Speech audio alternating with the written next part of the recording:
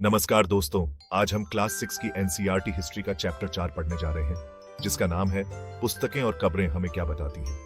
तो आइए शुरू करते हैं। वेद 4 प्रकार के हैं: ऋग्वेद, सामवेद, यजुर्वेद और अथर्ववेद। ऋग्वेद ये सबसे पुराना वेद है और इसकी रचना लगभग 3500 साल पहले हुई थी। ऋग्वेद में 1000 से ज्यादा सूक्त शामिल हैं, जिन्हें सूक्त या अच्छी तरह से कहा जाता है। ये सूक्त विभिन्न देवी देवताओं की स्तुति में है। 3 देवता विशेष रूप से महत्वपूर्ण हैं, जो हैं अग्नि के देवता, इंद्र एक योद्धा देवता और सोमा एक पौधा जिससे एक विशेष पेय तैयार किया जाता था। इतिहासकार ऋग्वेद का अध्ययन कैसे करते हैं? ऋग्वेद में कुछ स्तोत्र संवाद के रूप में है। यह ऐसे ही एक स्तोत्र का हिस्सा है जो विश्वामित्र नामक ऋषि और 2 नदियों व्यास और सतलुज के बीच संवाद है, जिन्हें देवी के रूप में पूजा जाता था। मवेशी, घोड़े और रथ। ऋग्वेद में मवेशियों, बच्चों, विशेषकर पुत्रों और घोड़ों के लिए कई प्रार्थनाएं हैं। घोड़ों का प्रयोग युद्धों में किया जाता था। भूमि और जल के लिए तथा लोगों और मवेशियों को बंदी बनाने के लिए लड़ाइयां लड़ी जाती थी। कोई नियमित सेना नहीं थी, लेकिन सभाएं होती थी जहां लोग मिलते थे और युद्ध और शांति के मामलों पर चर्चा करते थे। अधिकांश पुरुष युद्धों में भाग लेते थे और नेता भी चुनते थे। धन नेताओं द्वारा रखा जाता था, कुछ पुजारियों को दिया जाता था और बाकी लोगों में बांट दिया जाता था। ऋग्वेद में लोगों का वर्णन करने के लिए शब्द।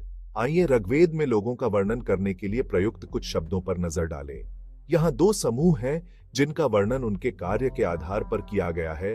पुजारी, इन्हें ब्राह्मण भी कहा जाता था, वे विभिन्न अनुष्ठान करते थे। राजा, उनके पास राजधानी, महल या सेना नहीं थी, न ही वे कर वसूलते थे। बेटे अपने पिता के बाद राजा नहीं बनते थे। लोगों या पूरे समुदाय का वर्णन करने के लिए 2 शब्दों का प्रयोग किया गया। एक था जना और दूसरा था विश। भजनों की रचना करने वाले लोगों ने खुद को आर्य बताया और अपने विरोधियों को दास या दस्यु कहा। दास शब्द का अर्थ है गुलाम। दास वे महिलाएं और पुरुष होते थे जिन्हें अक्सर युद्ध में बंदी बना लिया जाता था। मूक प्रहरी। मेगालिथ की कहानी। बड़े पत्थरों को मेगालिथ के नाम से जाना जाता है, जिन्हें लोग व्यवस्थित करते थे और दफन स्थलों को चिह्नित करने के लिए इस्तेमाल करते थे। मेगालिथ बनाने की प्रथा लगभग 3000 साल पहले शुरू हुई थी और यह पूरे दक्कन, दक्षिण भारत, उत्तर पूर्व और कश्मीर में प्रचलित थी। सभी दफनियों में कुछ सामान्य विशेषताएं होती हैं। मृतकों को विशिष्ट बर्तनों में दफनाया जाता था, जिन्हें ब्लैक और रेड वेयर कहा जाता है। सामाजिक अंतरों के बारे में जानना। कंकाल के साथ वस्तुएं पाई जाती हैं, इसलिए पुरातत्वविदों का मानना है कि ये वस्तुएं मृत व्यक्ति की हो सकती हैं। जिन लोगों को दफनाया गया था, उनकी स्थिति में अंतर था।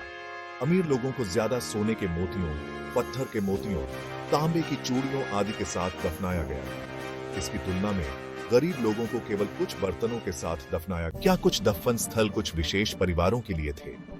एक ही परिवार के लोगों को एक ही स्थान पर दफनाया जाता था। सतह पर रखे गए पत्थर के घेरे या पत्थर दफन स्थल को खोजने के लिए संकेत स्तंभ के रूप में काम करते थे, ताकि लोग जब चाहें उसी स्थान पर वापस आए। इनाम गांव में विशेष अंत्येष्टि। यह भीमा की सहायक नदी घोड़ पर स्थित है। यहाँ वयस्कों को जमीन में दफनाया जाता था, उन्हें सीधा लिटाया जाता था और उनका सिर उत्तर की ओर होता था। मृत व्यक्ति के साथ बर्तन रखे जाते थे, जिनमें संभवतः भोजन और पानी होता था। इनाम गांव में व्यवसाय। पुरातत्वविदों को गेहूं, जौ, चावल, दालें, बाजरा, मटर और तिल के बीज मिले हैं, इसलिए इन्हें कृषि में उगाया जाता था। कई जानवरों की हड्डियों में कट से पता चलता है कि उनका उपयोग भोजन के रूप में किया जाता था। बेर, आंवला, जामुन, खजूर और कई तरह के जामुन जैसे फलों का उपयोग फलों के रूप में किया जाता था। कक्षा 6 इतिहास नोट्स अध्याय 4 किताबें और कब्रें हमें क्या बताती हैं पर अक्सर पूछे जाने वाले प्रश्न। प्रश्न 1, वेद कितने हैं और वे कौन से हैं? 4 वेद हैं: ऋग्वेद, छंदों का ज्ञान, यजुर्वेद, सामवेद और अथर्ववेद। प्रश्न 2, ऋषि विश्वामित्र कौन थे? ब्रह्मर्षि विश्वामित्र प्राचीन भारत के सबसे सम्मानित ऋषियों में से एक हैं। उन्हें ऋग्वेद में मंडल 3 के रचयिता के रूप में जाना जाता है। प्रश्न 3, मेगालिथ क्या है?